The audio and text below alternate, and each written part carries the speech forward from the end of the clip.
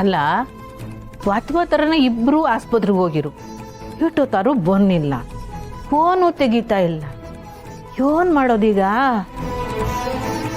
ಅಲ್ಲ ಕಣವ, ಇದಕ್ಕಿದ್ದಂಗೆ ಅವ್ರು ಯಾಕೆ ಆಸ್ಪತ್ರೆಗೆ ಹೋದ್ರು?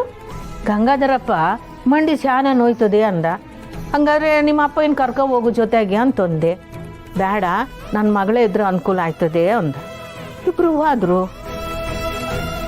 ಅಲ್ಲ, ಒಬ್ರನ್ನ ಚೆಕಪ್ ಮಾಡೋದಕ್ಕೆ ಡಾಕ್ಟರ್ ಇಷ್ಟೊಂದು ಟೈಮ್ ತಗೋತಾರ?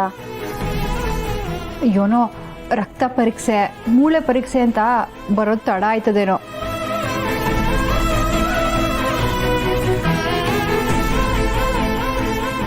ಇದ್ಯಾಕೆ ರವಿ ಗಾಬರಿ ಏನ್ ನಿಂತಿದ್ದೀರಾ? ಗಂಗಣ್ಣ ಮತ್ತೆ ಸ್ನೇಹ ಇನ್ನೂ ಆಸ್ಪತ್ರೆಯಿಂದ ಬಂದಿಲ್ಲ ಕಣ್ಲ, ಅದಕ್ಕೆ ಆತಂಕ ಆಯ್ತೈತೆ. ಯಾವ ಆಸ್ಪತ್ರೆಗಕ್ಕ? ಅವ ಆಸ್ಪತ್ರೆ ಹೆಸರೇಳು, ಇವರಿಬ್ರು ಹೋಗ್ಬಿಟ್ಟು ನೋಡ್ಕೊಂಡ್ ಬರ್ತಾರೆ. ಇಲ್ಲ, ನಂಗೆ ಯಾವ ಆಸ್ಪತ್ರೆ ಅಂತ ಗೊತ್ತಿಲ್ಲ. ಅವ್ರು ಹೋಗೋ ಗಡ್ಬಿಡಿಯಾಗೆ ನಾನು ಕೇಳೋದು ಮರ್ತ್ಬಿಟ್ಟೆ. ಅಲ್ಲ, ಟೌನ್ನಾಗೆ 10 ಆಸ್ಪತ್ರೆ ಅದೇ, ಅದ್ರಾಗೆ ಯಾವ್ದೊಂದು ಹುಡ್ಕೋದು? ಅದಾಗಕ್ಕಿಲ್ಲ ಬಿಡಿ.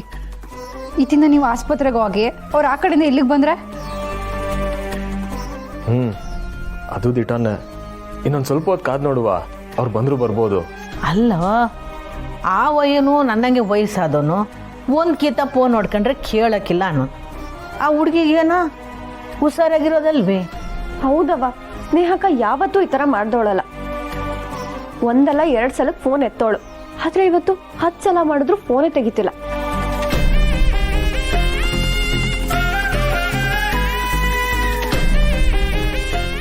ಅಲ್ಲ, ಇಟ್ಟೊಂದ್ಕಿಂತ ಫೋನ್ ಮಾಡಿದ್ರು ಅಪ್ಪ ಮಗಳು ಇಬ್ರು ಫೋನ್ ಎತ್ತಿಲ್ಲ ಅಂತಂದ್ರೆ ಅವ್ರಿಗೇನಾದರೂ ಬೇರೆ ತೊಂದರೆ ಆಗೈತಾ ಅಂತ.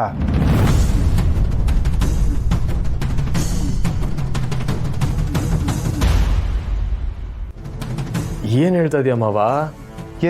ಅದೇ ಕಲ, ಮೊದಲೇ ಆ ದಾಸಪ್ಪನ್ಗೆ ಈ ಅಪ್ಪ ಮಗಳು ಕಂಡ್ರೆ ಆಗಕ್ಕಿಲ್ಲ.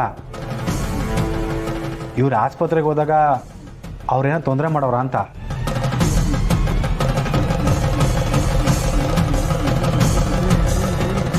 ಹೌದು ಹೌದು, ಆ ದಾಸಪ್ಪನಿಂದ ಇವ್ರಿಗೆ ಶಾನ ತೊಂದರೆ ಆಗದೆ.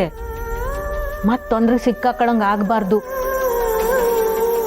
ತಾಯಿ ಚಾಮುಂಡವ್ವ ಅವರಿಬ್ಬರನ್ನು ಸ್ವಲ್ಪ ಮನೆ ಸೇರಿಸ್ಬಿಡವ್ವ.